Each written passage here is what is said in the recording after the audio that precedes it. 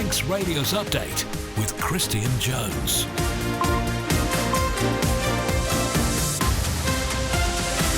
Hello, Faster My good afternoon, 5 o'clock on Tuesday the 14th of April. Thanks to Chris Quirk for the past couple of hours. I'm Christian Jones and welcome to Update, 30 minutes of all the latest news, sport and travel compiled from the resources of Manx Radio's newsroom. On the way tonight, a rapid independent probe into bed capacity at Nobles has been launched after serious concerns were raised. The replacement Castle Rushen High School won't be decided this administration, and mum whose son has a rare brain tumour is running the Manchester Marathon in aid of the NHS. All those stories and more, as always, drop me a message if you want to say hello. Text WhatsApp to 166 177, email studio@manxradio.com. But first, as always, let's get the latest news headlines read by Amy Griffiths. Faster My, Amy. Faster My. The former infrastructure minister says she's expecting the cost of a new Castle Rushen High School to be over the £70 million mark. Treasury Minister Chris Thomas told the Public Accounts Committee it's unlikely there'll be spades in the ground during the current administration. But Russian MHK Michelle Hayward says the longer you put it off, the more it'll cost. I'm expecting the cost to be over the £70 million mark because it's been delayed so long now. Costs have just been rising. But you can't make progress on these things unless you actively work at them. Overall bed capacity at Nobles Hospital is going to be the subject of an independent rapid review. It's being commissioned by the Department of Health and Social Care after serious concerns were raised by medical staff on the site. Government insists there's still a very low risk of a meningitis outbreak on the Isle of Man following the death of 2 students in Kent last month. Cabinet Office Minister David Ashford adds there's no evidence before him which suggests any change in risk here that would warrant a change in policy. After her 5-year-old son was diagnosed with a rare form of brain tumour, a mum on the Isle of Man will now run the Manchester Marathon this weekend in support of the centre that carried out his treatment. Rebecca Dalrymple says the support her son Hector and her family received at the Christie NHS Foundation was amazing. She says she knew early on that something was wrong. Hector's a good sleeper and he always has been. And so when he started waking up saying that he had a headache, it felt like it was a red flag almost straight away. Turning to international news now, and diplomats from Israel and Lebanon have begun their first talks in more than 3 decades. The meeting's taking place in Washington as Israel presses on with its war against Hezbollah. Meanwhile, a leading global finance group's downgraded predictions of UK growth as a result of the Iran war. The IMF's cut by 0.5 percentage point is the biggest of any country in the G7 group of leading economies. And departing Bournemouth boss Andoni Iraola says it's the right moment to step away from the club. He's announced he'll leave this summer at the end of a season in which they could qualify for Europe. Those are your headlines. I'll be back with the news in full at 6. Amy, thank you very much. Guramayan. Let's take a look at the weather now, brought to you by Manx Glass and Glazing. Outbreaks of rain and drizzle becoming more persistent this evening and tonight. Some dry interludes into the early hours of the morning, although remaining cloudy throughout. Tomorrow, though, a band of rain arriving in the morning, clearing around midday or early afternoon. Sunny spells then developing, but the risk of an odd shower later in the day. Top temperature of 13 degrees Celsius. If you're looking for supply-only double or triple glazed units, make sure you visit the Manx Glass and Glazing showroom on the Snugborough Trading Estate or call 674 573. You're listening to the Isle of Man's quintessential daily news and current affairs roundup. Update on Manx Radio. 4 minutes past 5. Let's begin with what's happening at the hospital, because an independent rapid review into bed capacity at Nobles has been launched. It's being commissioned by the Department of Health and Social Care after serious concerns were raised by medical staff on the site. Lewis Foster has this report. In early March, a group of 75 senior doctors and consultants who make up the Medical Staff Committee called for immediate government intervention amidst what it described as a critical shortfall in inpatient bed capacity. It claimed that prior to the formation of Manx Care, Nobles Hospital operated with 314 beds, but the operating model had reduced that number by 46% to just 168 beds. Whilst acknowledging there are pressures in the system, Manx Care CEO Teresa Cope disputed those numbers. I would want to make sure that the public understand that we haven't taken beds out recklessly. They have all had an evidence base behind. We are planning carefully for the future and the different models of delivery of care and doing that work. And some of the additional budget that we will have received in this financial year moving forward will enable us to stabilise the position, put more beds in the community, more frailty pathways, and really deal with the level of demand that we are seeing. Some of the fundamental issues come back to the estate. Announcing this review today, Health Minister Claire Christian says it builds on recent engagement with the Medical Staff Committee and Manx Care's initial actions to manage and mitigate pressures on hospital bed capacity and ensure services remain safe, high quality and responsive. She says with the collaboration of a small working group consisting of frontline clinicians, the Manx Care Board, Medical Staff Committee and the British Medical Association, the review will reflect key stakeholder and professional input. The DHSC points towards measures which hopefully should provide some relief, such as the eventual reopening of Ramsay's Martin Ward and the new Emergency Department Clinical Decisions Unit, which is due to open by the end of May. The Martin Ward has been closed since October 2025, of course, to allow remedial works following a pest control issue in part of the building's roof space. As for just how rapid this review will be, we have to wait and see. We've approached the Department of Health and Social Care and Manx Care for further comment. Lewis Foster reporting there. Now, newly elected MHKs look set to be the ones making the decision over whether to fund a new secondary school in the south of the island. Treasury has confirmed it's very unlikely a Tynwald vote on funding for the replacement of Castle Rushen High School will take place during this administration.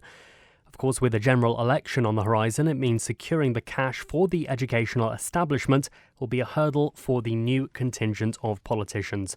With this report, here's John Moss. Well, what do we know about the progress of this mega project? Daphne Kane, the Education Minister, has said in the last few weeks there's no finished design yet. She was asked to publish plans and reports about the project in a question from a written reply from Honcan MHK Julie Edge. She produced images released by construction firm Akins Realis at the end of February, but she said those illustrations were concept drawings and the design is an ongoing process that isn't finished yet. So, where are we? In 2012, Beberhague School opened, replacing Park Road School, St Ninians Lower. Its cost was 34 millions.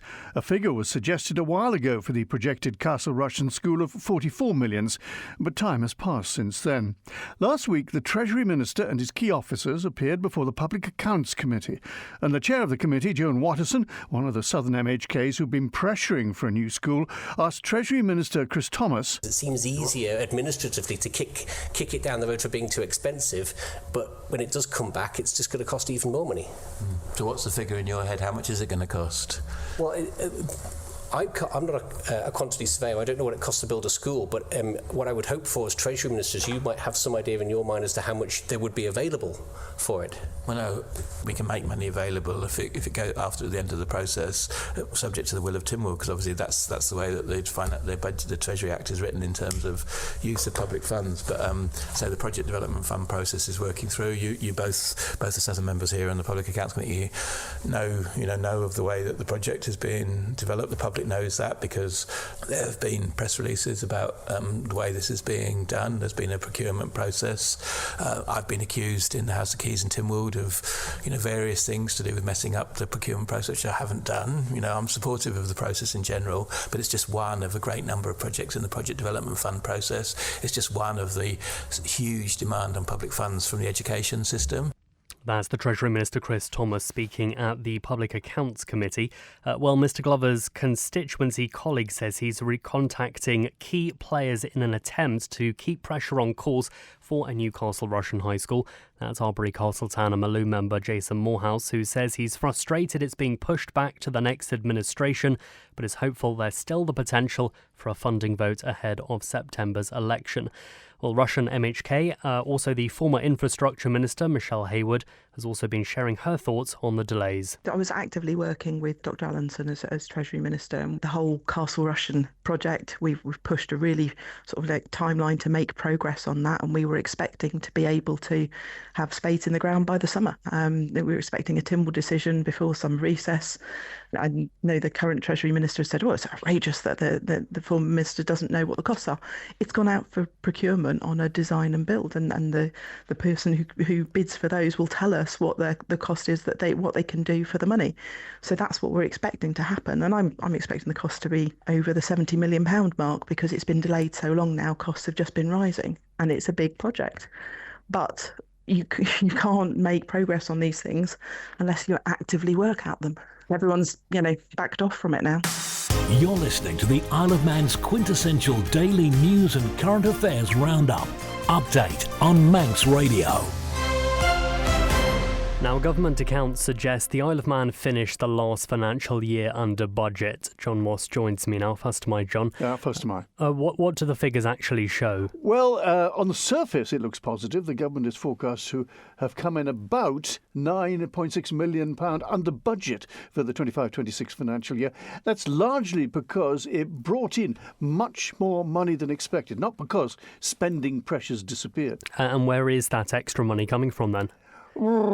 Mainly tax. Overall income was expected to be around about £37.8 million higher than planned, with income tax alone bringing in about £37 million more than forecast. Now, Treasury says that reflects how tax was collected during the year, but it's warning that this kind of boost isn't likely to continue at the same level in future. I hear you ask, if income is up, where are the pressures? Well, let me tell you, the biggest one is, you guessed it, health. The Department of Health and Social Care is forecast to overspend by about 15.8 million, largely because of the cost of running Manx Care. There's also what's called the mandate. Now, that's the agreed funding government gives the Manx Care to deliver a specific set of functions, and that's expected to be more than £28 million higher than planned before extra support is taken into account. Well, that's partly been covered as Treasury stepped in with a £10 million contingency fund, effectively emergency funding, to help plug some of that gap. But the underlying pressures are still there, things like higher service demand and the cost of specialist care. So do we know anything about other areas of spending? Pensions are another big factor. Superannuation, that's public sector pensions, is expected to go over budget by more than 11 million. And benefits paid through national insurance are also running about £10 million higher than expected. That's mainly due to rising pension costs. One thing we know is departments themselves have had to tighten their belts. They've had to stop recruiting, etc. How are they managing? Most are broadly on track, but they've been working within tight budgets, as you mentioned. The report says departments were asked to find around about 9.8 million in efficiency savings. So things like holding off on recruitment, cutting back spending, managing services more tightly. But there are still pressures, for example, in policing, prisons and education, particularly supporting pupils with additional needs. So what's the overall takeaway from this then? Well, let's summarise simply. The government is likely to have finished the year under budget. We don't know for certain, but there are still a few months to take into account. But finishing under budget is mainly because of stronger than expected income, not because costs are under control. And some of the biggest pressures, especially on health and pensions, are still very much there. All right, John, thank you very much for that. 13 minutes past 5. The government insists there's still a very low risk of meningitis outbreak on the island. It's after 2 students died of the disease in Kent last month. Amy Griffiths has more details. Of the 20 confirmed cases there, all needed hospital treatment, with 9 placed in intensive care. Cabinet Office Minister David Ashford's been responding to a written Tynwald question about the island's stock of vaccines and the potential risk of an outbreak here. He says we have sufficient stocks of relevant vaccines and there's been no change to our vaccination policy or the island's preparedness arrangements. When responding to potential gaps in immunisation, Mr Ashford argues they're due to gaps in uptake rather than vaccine availability, and the focus remains on maintaining strong routine coverage and improving uptake and catch-up where appropriate. He also emphasised that vaccination is still one of the most effective public health interventions we have and encouraged all members not only to support vaccination but to avoid amplifying anti-vaccine rhetoric, which he says risks undermining public confidence and making any gaps harder to close. Finally, Mr Ashford insists the risk of an outbreak while students are home for the Easter break is very low and certainly not impacted by the recent outbreak in Kent. He says meningococcal disease doesn't spread easily without close and prolonged contact. Despite admitting university students, and particularly first years, are a recognised higher risk group compared with their peers, it doesn't mean there's a material increased risk to the wider Isle of Man population at this time. Mr Ashford says there's no evidence before him which suggests any change in risk here that would warrant a change in policy. Manx Radio Travel, serviced by Quayside Tyres. Well, let's take a look on the roads to begin with. The Mountain Road is closed from the Ramsey hairpin to the Cregna Bar. That closure in place 24 hours a day until no later than 3:30 on Friday afternoon. The closure is for a selection of works to be undertaken, including TT prep. The section of road between the Bungalow Bridge and Victory Cafe will be open at times to provide access to the Victory Cafe, the Snaefell Summit Cafe and the Mountain Railway from Sulby and the Tholtwyl Road. Of course, the Cregna Bar pub will be accessible from Hilbury and the Cregna Bar back road. Elsewhere in Cueg, temporary lights are at the bottom of Cueg Hill near the railway bridge for sewer works. In Braddon, there are temporary lights on the Braddon Road just up from Braddon Bridge. Over in Peel, temporary lights on the promenade near Crown Street 24 hours a day for work at the pumping station. And in Castletown, temporary lights on Douglas Road between KWC and the airport 24 hours a day for water main works. All looking good down at the steam packet, so we'll take a trip down to Ronaldsway Airport where we can take a look at the arrivals board to begin with. The 5:30 Loganair from Manchester, that's delayed by a little bit, not due in until 6:10. Similarly, the 7:55 Loganair from Liverpool, that's not going to be coming in until at least 9:20. On the departures board, only one thing to be aware of: the 6 o'clock Loganair back to to Liverpool, that's not going to be on the runway until at least 6:20. Manx Radio Travel, driven by Quayside, 664417. Head to Quayside Tyres and Service Centre on South Quay Industrial Estate. Quayside. Hello, this is Andy Wint, and Rob Callister, MHK's next on Man in Line amongst other positions. He's currently political member for the Cabinet Office on the Select Committee on Poverty and is in the hot seat as chair of the Planning Committee. He topped the polls in Onken in 2016 and 2021. So what does he have to say about the Isle of Man's future? That's your future. Call Man in Line answer phone on 682-631 or talk directly to Rob Callister, MHK, on Man in Line tomorrow at midday on smart devices, on air, online, on Manx Radio. You're listening to the Isle of Man's quintessential daily news and current affairs roundup. Update on Manx Radio. Approaching 18 minutes past 5 now, statistics about freedom of information activity will be published quarterly by the government. Siobhan Fletcher has the details. The anonymous data will be compiled by the Office of Cybersecurity and Information Assurance and be published by the Information Commissioner's Office. It will provide a rolling 12-month overview of requests made to government departments, boards and offices. Government says this will provide clearer insight into how FOI rights are being exercised and how public authorities are meeting their statutory responsibilities. Justice and Home Affairs Minister Jane Purr-Wilson said the decision to publicise these statistics reflects our shared commitment to transparency, accountability and strong information governance across the public sector. Information Commissioner Alexandra Delaney-Bhattacharya says when decisions and actions affect the public, it's important that they're open and accessible. Transparency fosters trust and is central to the public's right to information. The ICO is planning to host a training session for the public sector on FOI handling, which is designed to improve the approach to requests and build confidence in responses. Siobhan Fletcher there with that report. Now, this weekend, a mum from the island, alongside a group of her friends, will run the Manchester Marathon. Despite having, let's say, very little running experience, probably more than me though. But Rebecca Dalrymple is determined to complete this mammoth task to raise funds for the NHS facility, which has been helping her family through an incredibly difficult period in their lives. In 2024, When her son Hector was just 5 years old, he was diagnosed with a rare brain tumour which required a 6-week course of proton beam therapy at the Christie NHS Foundation Trust. Now the team want to give back. So we were over there, and he would tend to have his treatment Monday to Friday, and then we would have weekends to do, whatever we wanted with that time. And the Manchester Marathon was on one of the Sundays, so it was a lovely day. We went down to cheer people on, and with the Christie being based in Manchester, there's quite a lot of people that are running it for the Christie. So it became a bit of a game then with my kids to spot the people with the Christie t-shirts on and see if we could shout their names and get them to high-five us on the way past. And then when we went back into the centre the next day, Hector designed his own poster to take to the next marathon.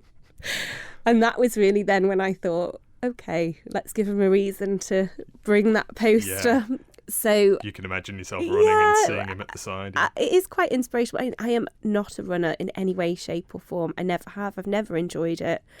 But when you're there, you're watching it and you're thinking, OK, what is my excuse for not being able to do this? And then, you think about all the children, because the thing for me is it's not just about Hector. We met loads of children there that were all having the same treatment but for different reasons. And, some of those children, it was to extend their life by a few months. For other children, it was to save their lives.